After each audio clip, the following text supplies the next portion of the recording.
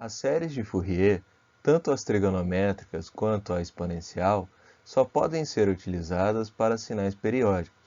Isso porque elas dependem de ômega zero, que corresponde à frequência fundamental do sinal que elas tentam representar. Entretanto, nem todos os sinais possuem a característica de serem periódicos.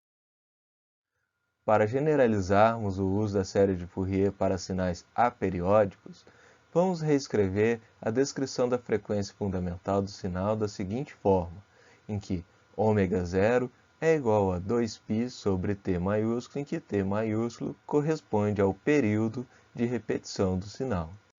Agora estamos descrevendo o sinal não mais em função da sua frequência, mas sim em função do período da função. Se o sinal for periódico, então haverá um número que nos permita definirmos o valor de t maiúsculo.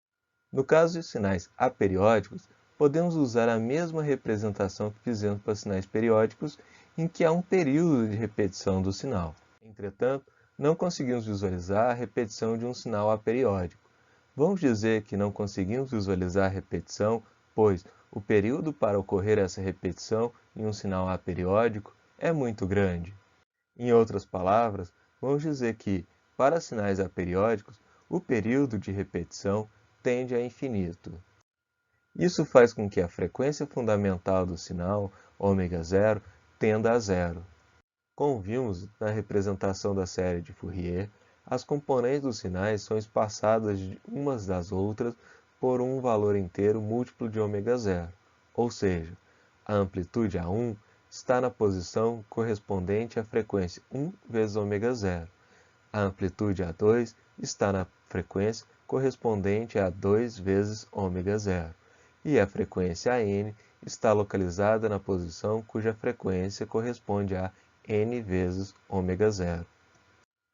Para sinais periódicos, quando representamos os espectros da série de Fourier, ele foi descrito como sendo um gráfico descontínuo, conforme apresentado no tópico anterior, já que os sinais eram representados por frequências discretas.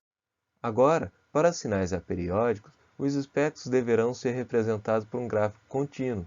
Isso porque ainda podemos representar por componentes múltiplas da frequência fundamental, que agora é um valor muito próximo de zero. Como as componentes estão tão próximas, o espectro de Fourier torna-se um gráfico contínuo. Aqui podemos ver a diferença na representação dos espectros. O gráfico de cima apresenta o espectro de amplitude das componentes de um sinal periódico. Reparem que o gráfico é descontínuo, já que os únicos valores deles são representados pelos círculos. Já no gráfico de baixo, temos a representação do espectro de amplitude de componentes de um sinal aperiódico. Repare que agora temos um gráfico contínuo. Isso porque as componentes estão tão próximas que elas formam um gráfico contínuo.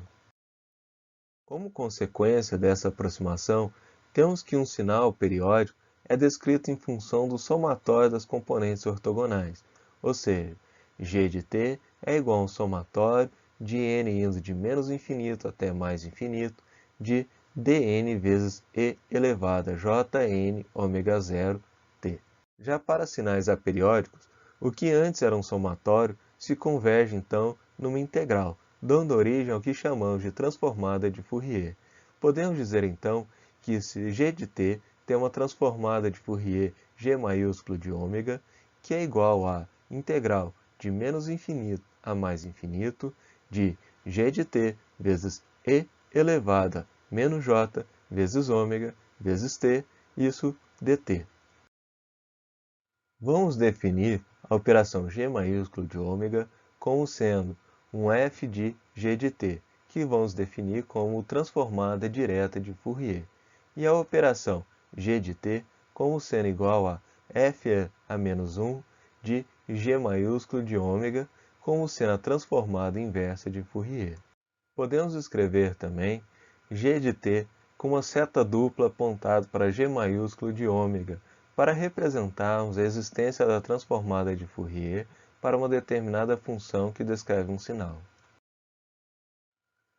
Pela descrição que fizemos até o momento, podemos definir a transformada de Fourier como sendo g maiúsculo de ômega é igual à integral de menos infinito a mais infinito de g de t vezes e elevado a menos j ômega t dt, e a transformada inversa de Fourier como sendo g de t é igual a integral de menos infinito a mais infinito de g maiúsculo de ômega vezes e elevado a j ômega t dt.